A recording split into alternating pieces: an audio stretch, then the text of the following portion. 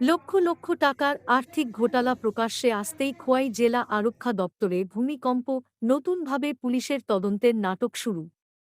বিনা টেন্ডারে প্রায় লক্ষ লক্ষ টাকার কাজের বরাত পাইয়ে দেওয়া এবং কাজ সমাপ্তের আগেই ঠিকাদারের বিল জমা দেবার ঘটনা প্রকাশ্য আসতেই রাজ্য পুলিশের উচ্চপদস্থ আধিকারিক সহ জেলা পুলিশের উচ্চপদস্থ আধিকারিকদের মধ্যে ব্যাপক দৌড়ঝাঁপ শুরু হয় দুর্নীতির ঘটনা চাপা দিতে।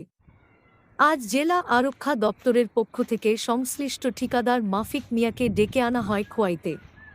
ঠিকাদারকে নিয়ে মহকুমা পুলিশ আধিকারিক সঙ্গে একাধিক ডিএসপিদের নিয়ে ঘটনার তদন্তে নামেন। খোয়াই জেলা পুলিশের বিরুদ্ধে ওঠা এই দুর্নীতি কিভাবে চাপা দেওয়া যায় তা গতকাল রাত থেকে শুরু হয়, যা চলে আজ সন্ধ্যা পর্যন্ত।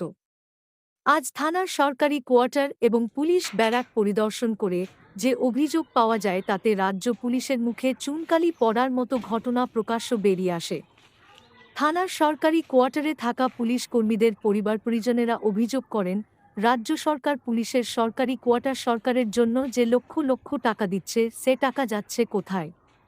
প্রত্যেকটি সরকারি কোয়ার্টারের অবস্থা খুবই খারাপ। সরকারি কোয়ার্টারগুলোর দরজা জানালা থেকে শুরু করে শৌচালয়, রান্নার ঘর ভেঙে ভেঙে পড়ছে। ছাদ থেকে খসে পড়ছে প্লাস্টার, সেই সঙ্গে প্লাস্টার ভেঙে পড়ে এক শিশু জখম হয়েছিল কিছুদিন পূর্বে।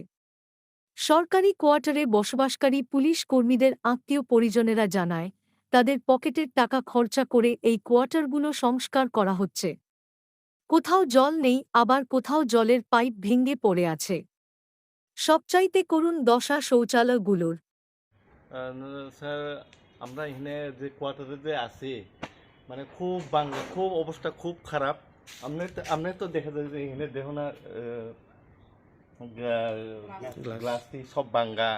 আর এখানে আমরা ওই কোয়ার্টারে তো পুরো ছাদের ছাদের মানে অবস্থা খুব খারাপ, এটা জল চুয়া চুয়া পড়ে।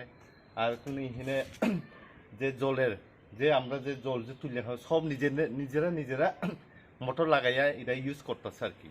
খুব খারাপ। আর এই গ্রিল ট্রিল মানে খুব খারাপ, মানে অবস্থা খুব খারাপ। আর লেফটিন যত আছে সবটি ব্লক। আমরা খুব নিজেরা এটা মেনটেন করিয়া মানে চালাইতে চেষ্টা করব। এমনি সরকারিভাবে কোনো ধরনের সংস্কার হয়েছে না? না না না, খুব খারাপ। আর আমরা এখানে একজন আছে দাদাই, কনস্টেবল আর কি, তাইনের বাচ্চার উপরে তো ছাদ ভাঙ্গিয়া মাথার উপরে পড়িয়া মানে খুব মানে আমরা নিজেরা হসপিটালে যাও এরকম অবস্থা। 2 এবং টাইপ 3 কোয়ার্টারগুলির অবস্থা কীরকম? অবস্থা এত বেশি ভালো না, জলের সমস্যা বেশি। আর পাইপের পিছনে মানে লেফটেন বাথরুমটা বেশি ভালো না।